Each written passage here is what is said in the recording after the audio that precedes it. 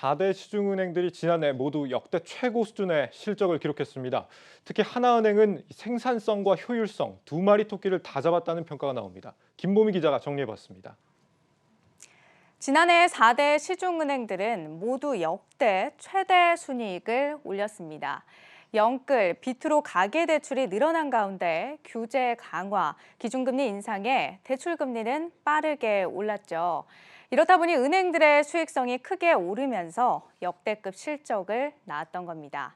KB국민은행이 지난해 2조 5,908억 원으로 가장 높았고요. 그리고 다음이 하나은행, 신한은행, 우리은행 순이었습니다. 특히 하나은행은 지난 2017년 이후 4년 만에 신한은행을 제치고 2등 자리에 올라서 눈길을 끌었습니다. 그런데 이렇게 눈에 바로 보이는 이익이 아니라 효율성을 따져봤을 땐 어떨까요? 전혀 다른 결과가 나오는데요. 일반적으로 우리가 경영 효율성을 비교할 때 들여다보는 자료 중 하나로 충당금 적립 전 이익을 직원 수로 나눈 직원 1인당 생산성이라는 게 있습니다. 현재까지는 지난해 3분기까지 관련 자료가 공시돼 있는데요. 직원 1인당 생산성은 신한은행이 2억 3,700만 원으로 가장 높았고 다음이 하나은행, KB국민은행, 우리은행 순이었습니다. 지난해 말 기준으로는 영업이익 경비율, 즉 CIR이라는 지표를 통해서 확인해 볼 수 있는데요. CIR은 전체 영업이익에서 인건비나 임대료 등을 포함한 판매 관리 비용이 얼마나 나갔는지를 나타내는 걸 말합니다. 적은 인원, 적은 비용 투입으로도 최대 이익을 냈다면 그거야말로 효율이 높다는 의미가 되겠죠. 그래서 효율성이 높을수록 CIR은 낮게 나타납니다. 지난해 4대 시중은행 중에서 CIR이 가장 낮았던 곳은 하나은행이었습니다. 한마디로 경영 효율화 작업에 가장 적극적으로 나섰다는 의미입니다. 단기 순이익에서 가장 앞섰던 KB국민은행은 이 세 번째로 밀려난 모습이죠. 하지만 최근 5년 추이를 살펴보면 4대 시중은행 모두 효율성을 높이는 데 공을 들이는 모습입니다. 참고로 효율성 하면 점포가 아예 없는 인터넷 은행들을 또 빼놓을 수가 없는데요. 하지만 국내 인터넷 은행들은 현재 지출은 많고 수익은 낮은 사업 초기 단계에 있기 때문에 이렇게 보시는 것처럼 시중은행과 동일선상에서 비교하기 힘든 측면이 있습니다. 그럼에도 불구하고 카카오뱅크, K뱅크 모두 빠른 속도로 수익성을 개선하면서 효율화에 속도를 내는 모습인데요.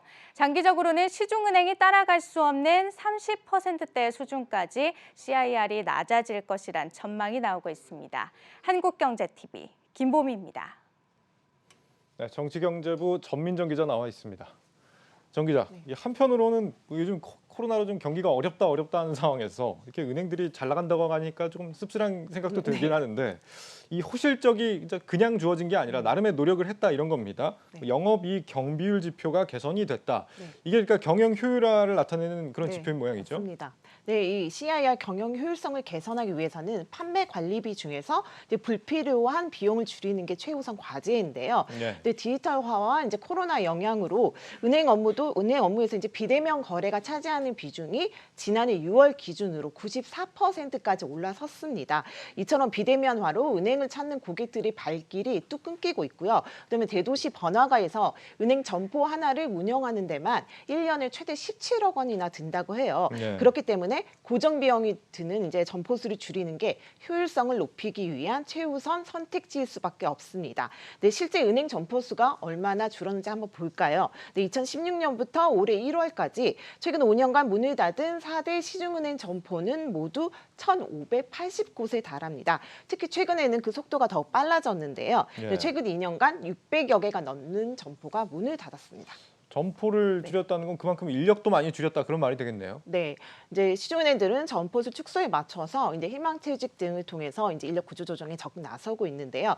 구체적인 수치를 이제 함께 보시면 2018년부터 2020년까지 3년간 4대 시중은행 임직원 수는 이제 1,770여 명이 줄었습니다. 근데 이제 최근에 이제 희망퇴직 바람이 거세게 불면서 지난 한 달 동안에만 이제 희망퇴직으로만 이에 맞먹는 1,817명이 이제 은행을 떠났습니다. 희망퇴직제를 시행한다는 거는 당장 퇴직금 같은 이제 비용이 많이 나가기 때문에 예. 이제 은행으로서는 좀 부담일 수밖에 없지만 장기적으로는 경영 효율을 높이는데 가장 큰 도움이 되는 부분이라고 할 수 있는데요. 특히 최근 시중은행들이 이제 파격적으로 최대 3년치 급여에다가 각종 지원금까지 퇴직 조건으로 내걸면서 이제 개인당 3억 원 이상의 퇴직금을 챙길 수 있다고 해요. 그래서 이제 급격한 그리고 여기에다가 이제 급격한 디지털로 은행 이제 창구 직원들도 이제 더 이상 창구 업무만으로는 비전을 느끼지 못하고 퇴직금 받고 이제 나는 인생 이막 설계하러 나가야겠다 예. 이런 사람이 늘고 있다고 합니다. 그래서 희망퇴직을 통한 인력 구조 조정은 앞으로 더욱 가속화될 수밖에 없을 것 같습니다. 그래서인지 요즘 진짜 은행 가보면은 기다리는 시간이 좀 더 많이 길어지는 것 같다 이런 느낌도 들기도 은행 하고요. 예, 네. 가시는군요. 그래도. 그럼 가죠. 대출 네. 받으려면 어쨌거나 가긴 해야 네, 되니까. 네, 네, 네. 대출 받는다는 사실을 공개해 버렸는데요. 네. 이런 걸 이제 그나마 대체할 수 있는 게 이제 디지털 전환이잖아요. 맞습니다. 경영 네. 효율화 측면에서 이런 부분에서도 꽤 좀 성과가 난 것 같아요.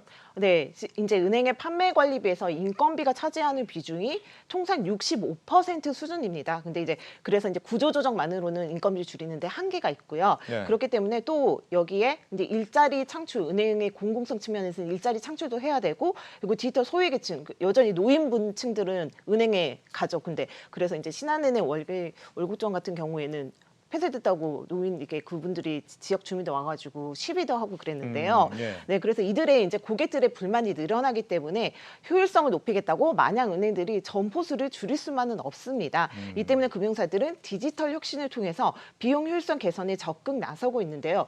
구체적인 사례를 살펴보면 이제 대표적인 것이 AI 인공지능 이제 행원 도입입니다. KB국민은행과 신한은행은 영업점에 AI 은행원 키오스크를 설치해서 상품 등에 대한 간단한 상담이나 계좌 이체, 증명서 발급 등 금융 거래도 할 수 있도록 했고요. 네. 이와 함께 4대 시중은행 모두 무인형 디지털 점포, 은행과 증권 업무를 복합한 복합 점포, 그리고 편의점 제휴 점포 개설 등으로 점포 효율화에 나서고 있고 우체국 지점을 이용한 업무 위탁까지 추진하고 있습니다.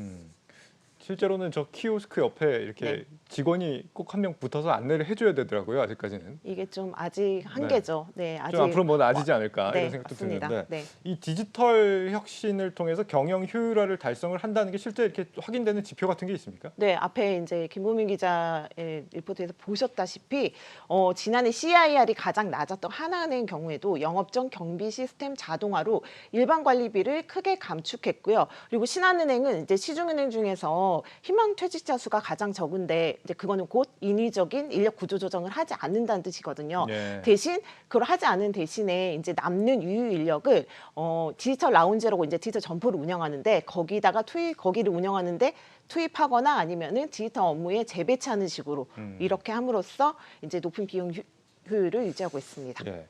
은행들은 사실 이제 크게 수익 걱정은 안 해도 되는 상황 아닌가 하는 생각도 드는데요. 네. 금리가 뭐 낮을 때는 사실 뭐 이렇게 대출 많이 해줘서 돈을 벌고 금리가 또 오를 때는 이자 수익 같은 걸로 네. 또 돈을 버니까 근데 이렇게 경영 효율화라는 걸 열심히 해야 되는 그런 이유가 있습니까? 네, 기본적으로 이제 가계부채 급증에 따른 금융 당국이 대출 규제를 이제 하면서 이제 더 이상 가계 대출만으로는 이제 성장의 한계를 느끼고 있습니다. 그리고 최근에 정치권에서 예대금리 차 너무 심하다. 그래서 이걸 제동을 거는 법안까지 내놨고 예. 이제 뭐 그래서 대출 금리가 오른다고 해서 언제까지 그 대출 금리가 오른 거에 수혜를 받을 수만 없을 정도의 좀 불안한 요소들이 있어요. 네, 그래서 이제 이런 상황에서 비용 절감 여부가 리딩뱅크를 가르는 이제 관건이 될 수 있다는 얘기까지 나오고 있는데요. 그래서 이제 1, 2위를 다투는 KB금융과 신한금융은 올해에도 디지털 금융 강화와 점포 인력 축소에 따른 비효율성 개선을 보다 강하게 추진할 것으로 예상됩니다. 네, 지난해 실적 발표 컨퍼런스 콜에서도 시중은행들은 이러한 의지를 강하게 내비쳤는데요. 이번에도 리딩금융 1위 굳히기에 들어간 KB금융의 계획에 대해서 직접 들어보시겠습니다. 희망퇴직과 디지털라이제이션 비용 등 특이 요인을 제외하는 경우 CIR은 46.3%로 역대 최저 수준을 기록하였습니다. 앞으로 당사는 수익 창출력 강화와 전사적인 비용 관리를 통해 과거 50% 중반 수준에 정체되어 있던 CIR을 중장기적으로 40% 초중반에 근접할 수 있도록 관리하고자 합니다. 네, 시중은행들이 그 디지털 전환을 서두르고 인력 감축을 하는 거는 이제 생산성 향상으로도 이어질 수 있는데요. 다음 달 중순경에 이제 지난해 말 기준으로 전체 직원 수 현황이 담긴 그 은행들의 연간 실적 보고서가 나옵니다. 네. 이 보고서가 나오면 CIR과 함께 은행의 효율성을 보여주는 대표적인 지표인 1인당 생산성이 얼마나 개선됐는지도 그때 한번 또 짚어보도록 하겠습니다. 알겠습니다. 전민정 기자였습니다. 잘 들었습니다.